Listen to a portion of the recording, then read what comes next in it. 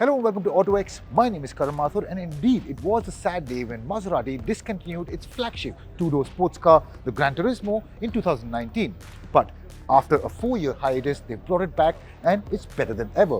Maserati India has just launched this GT sports car in India in two variants. In this video, I'm going to give you a full walk around of what it gets outside, inside, and the special power unit lurking under the hood. So let's get to it. Let's start with the styling.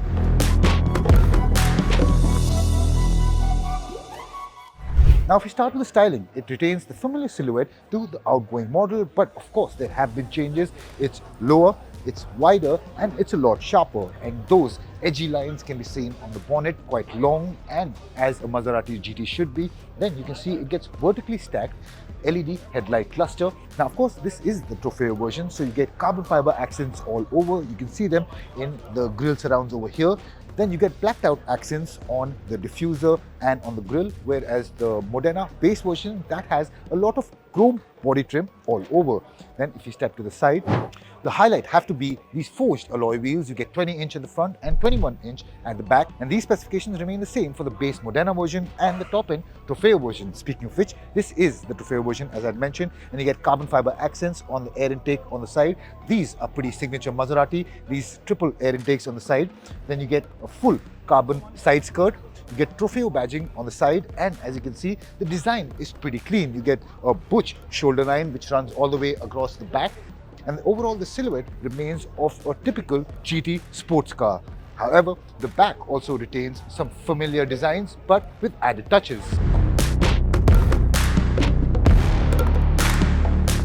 Well, the familiarity comes from these wraparound style LED taillight cluster. Then you also get this protruding lip-like element which you got in the outgoing model, and since this is the Trofeo version, you get carbon fiber accents around the exhaust ports. You get blacked out diffuser, like you got the blacked out front diffuser in the front, and you get a quad setup for these exhaust ports. So overall, I think a familiar look over here, but overall the car is sharper, looks better, but you can't help escape the feeling that this is a pretty familiar design.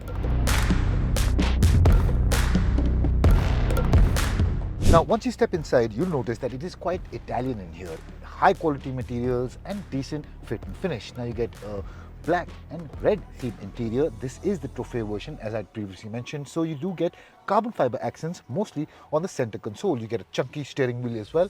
And the highlight of the interior has to be this triple screen setup. You get a 12.3-inch instrument cluster, a 12.3-inch infotainment system, and then you get an 8-inch display right underneath for vital functions such as the climate control.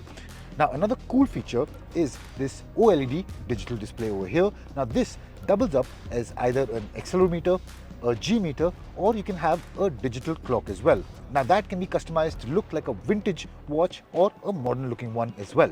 So I think that adds an extra bit of Italian luxury to the mix. Now, continuing on with the nice touches, you do get a touch style door opening mechanism. Then you get carbon fiber accents on the door pad as well, and these are really high quality. And to add to the features, you get a 19 speaker 1195 watt Sonos Faber surround sound system, and I'm sure that will be a hit with the music aficionados. Now you also get the optional heads up display in this display unit.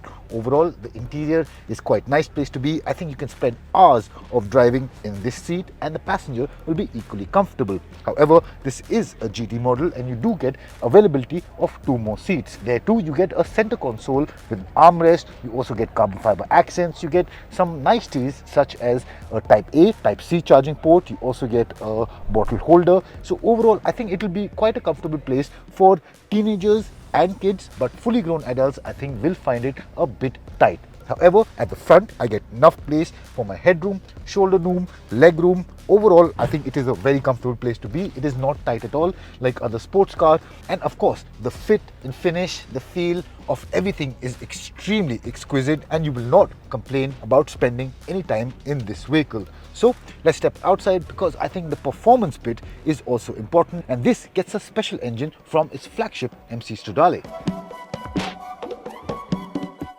Now under the hood you get the 3-litre Nettuno V6 from its flagship MC20 Stradale, and in the Modena version this makes 489 bhp, 600 Nm of peak torque, while in the Trofeo version that is bumped up to 549 bhp and 650 Nm of peak torque.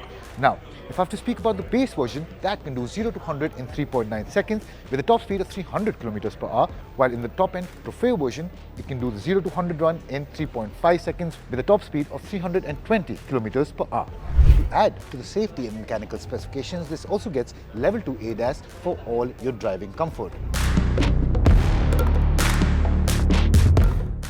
So what do you guys think of the Maserati GranTurismo so far? Let's talk about variants and pricing. The base Modena version, well, that's meant for out-and-out GT sports car lovers. That's been priced at 2.7 crores. Then you have the more performance-oriented Trofeo version, which gets more power, some extra sporty carbon fiber accents inside and outside too. That has been priced at 2.9 crores. So tell me in the comment section down below, which one would you rather have? My name is Karan Mathur.